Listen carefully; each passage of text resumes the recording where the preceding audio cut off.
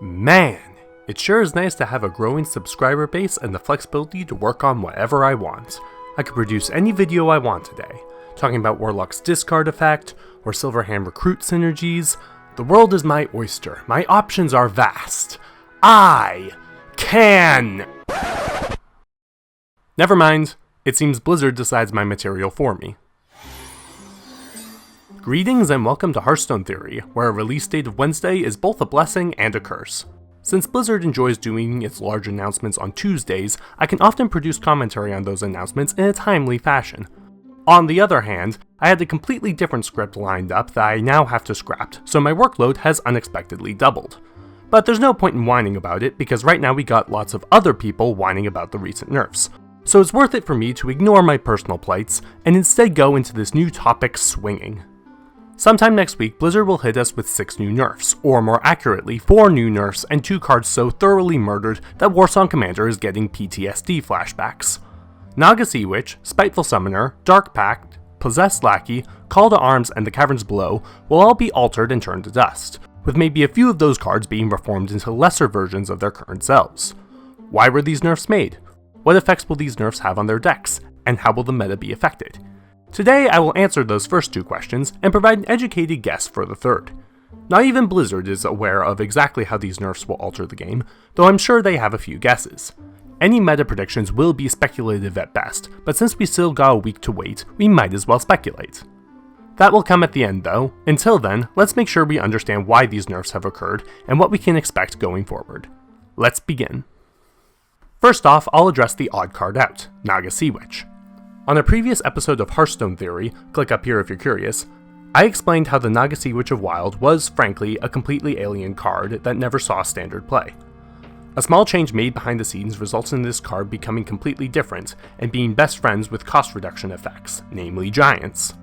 Blizzard declared that this is how the card should have been from the start, but were not deaf to the cries of Wild players asking for the effect to be reserved. Well, they were deaf for the first year, but after that they began to listen.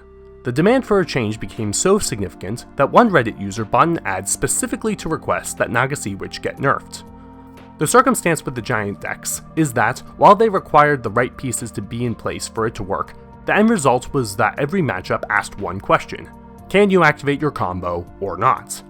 This is a simple question, and the answer is dependent on which cards are drawn and how fast the opposing deck is. This made the win rate of most Giants decks remain fairly balanced. However, the fact that this question is being asked at all is inherently a problem. Any deck too slow to stop the combination either has to have a counter or had better get used to losing. Oh, you want to make a control deck, little Timmy? Well, here's a question for you. Can it stop a wall of giants on turn 5? No? Go home, Timmy. While this circumstance doesn't happen often, it happens often enough to dissuade certain variants of control decks, and to be frustrating to many players. When the cards fall such that you need the perfect counter card by turn 6 or you lose, that isn't a game of strategy, it's a game of chance. So what did Blizzard do to stop this problem? Well, they took Naga Sea Witch out back and shot it. Seriously, a 3 mana cost increase. While the Giants combination is hypothetically still existent, it would be much worse than just making an Aviana Ramp Druid. An 8 mana card is significantly harder to play than a 5 mana one, which makes the entire combination harder to get going. Believe me, Naga Sea Witch is dead, and Blizzard knows it. Considering the frustration and grief that this card has given players over the years, Blizzard wanted to ensure that it would never reoccur in a competitive way. So, it won't. I doubt many will mourn the loss of this abomination, but I've heard much more concern for the second target Blizzard will be eliminating, the Caverns Below. While naturally a bit more complicated, this card asks its users the same question that Giants Lock players were asked: can you activate your combo or not? The difference is that Giant decks decide this based off of the luck of the draw. Quest Rogue decks decide this by how much time they are given. This makes the Caverns Below very polarizing. It eliminates control decks while losing horribly to aggro and tempo decks. This is why Caverns Below was originally nerfed to become harder to complete, but enough cards such as Sonya Shadow Dancer eventually made the quest easier to activate once again. While I haven't seen many Quest Rogues myself, since I'm at rank 4, they are particularly toxic at the ranks where people play slower and more experimental decks. Looking at the deck's win rates against other decks in the meta, and this trend can be clearly seen. The deck has an 80% win rate against Odd Warrior, and a 15% win rate against Tempo Mage. That spread is ridiculous. Of course, these quest cards are inherently meant to give rewards for solving a puzzle, it's just that the Caverns Below gives the reward of really fast and strong tempo. So Blizzard lowered that tempo. It may not seem like much, but lowering the stats from 5-5 to 4-4 is crippling. That's 1 less damage per charge minion played, 1 less health needed to nullify the minion, for every single minion in the deck. It's like the difference between starting the game with Keleseth or not. It makes a significant difference. Mind you, the Caverns Below has shown capable of bouncing back despite nerfs, which makes sense. The Crystal Core's effect is unique and quite strong. A simple Echo card could quickly lead to Quest Rogue re-emerging. However, for the purposes of the near future, Quest Rogue is dead. Not as dead as Naga Sea Witch, but dead. Moving on, 3 final deck archetypes have similarly been quelled. Spiteful decks, Q-Block, and Paladin decks, all with relatively minor nerfs. Starting off with Paladin, the only card nerfed was Call to Arms, which to be fair was easily one of the more highly requested nerfs. The thing about Call to Arms is that it gets better the earlier you play it, but it has anti-synergy with 1-drops. The same way that Recruit Druid can't include minions that cost 1 or 2 mana, decks with Call to Arms want as few 1-drops as they can manage. This would make the card only slightly overpowered, except that Even Paladin can't include 1-drops anyways. This gives the card very significant weight in Even Paladin, while also being a powerful card in Murloc Paladin. With this nerf, Even Paladin no longer has access to this card, which means that deck will inevitably dip in quality. While the rest of the deck may remain relevant, having a core card that powerful be removed will be a significant step backwards for Even Paladin, though they were already a significant step in front of everyone else, so who knows?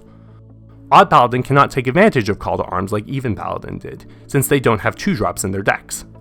This leaves Murloc Paladin, who will get a slight nerf with this card's raised mana, but may still find a use for it. This does an interesting thing for the Paladin decks. The Even and Murloc Paladins, which are currently considered the best, are both getting weakened, while Odd Paladin is untouched. Since Even Paladin was so oppressive to Odd Paladin, surely that deck will be stronger in this next meta? Hold that thought, I'll get to it at the end. Next up, Spiteful Summoner, a card prevalent in Druid and Priest, is also getting pegged down. This card's nerf is interesting because, well, it isn't crippling. It may still be an advantageous card in well-constructed decks. A 1-mana nerf like this is basically Blizzard's way of saying, the average strength for this card is slightly higher than we thought it would be. See cases for Bone Mare and Spreading Plague. This mostly came about thanks to weak but high-cost minions, like Cthulhu, Yogg-Saron, and N'Zoth, being rotated out of Standard. This small correction to the mana cost allows the card to continue existing at a lesser scale, though it is worth noting that because Spiteful Summoner is a tempo card, a 1-mana cost increase does a significant amount of harm to its pacing. This may cripple the genre or simply weaken it.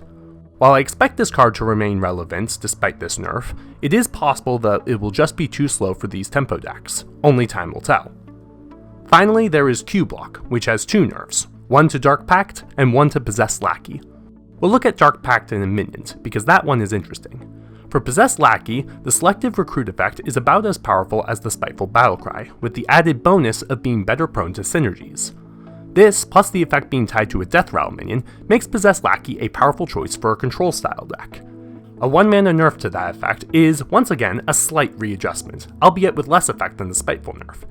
Since Spiteful decks rely on tempo and speed to end games, while Q-Block relies on collecting the right combination of cards, slowing the card down with a mana increase is only a slight hindrance for Q-Block, while being much more significant for Spiteful decks. So that's it then. The top decks are getting cut down a peg to make room for Odd Paladin, right? Well, pretty much, but there is one important detail in regards to this. Blizzard doesn't just want to make decks to be on an even playing ground. Blizzard is being careful, very careful, to make sure that decks all still have their strengths and weaknesses. To prove this, let's look at the final nerf, Dark Pact. This card currently heals you for 8 when you destroy your own Death Rattle minion. After the nerfs, it'll heal you for 4. This is interesting because while Q-Block is quite a powerful deck, it does have one major weakness. You usually end up at low health, especially against aggressive opponents. This nerf is unique in that it doesn't just make the card weaker to cut it down a notch. Plenty of Q-Block combos are still possible with this card. But since it restricts healing specifically, it leaves Q-Block even more exposed to the weaknesses it currently has.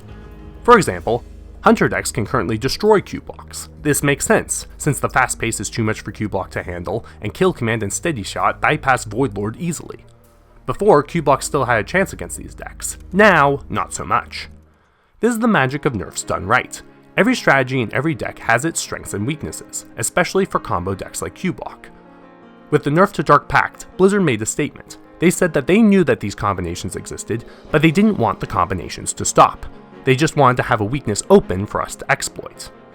Even decks such as Odd Paladin, which have been untouched by these nerfs, have similar weaknesses already in place. Control decks like Priest and Warrior can easily handle this deck, nullifying the large boards and aggressive plays with simple combinations. Now that is good game design. Perhaps Blizzard inadvertently created the big bosses of Hearthstone with decks such as Q-Block and Odd Paladin. Regardless of intention, at least they had the sense to give their monsters weaknesses. So what does that mean for the meta? Well, we can't say for certain since several new decks will be born from the ashes of these nerfs, but the mid-range and combo-focused decks of the Witchwood are undoubtedly going to take a hit. This means that aggro decks will get a boost, which means that control decks will be better, which means that tempo decks will be better, and we're back to where we started. But the fact that these top decks are being made weaker, or will be given bigger weaknesses, gives me hope that the meta will become more diverse and interesting. That said, Paladin will likely keep its throne, with Druid, Mage, and Priest biting at its heels. As good as nerfs may be, you'll have to wait until the next expansion if you want a more serious change of pace.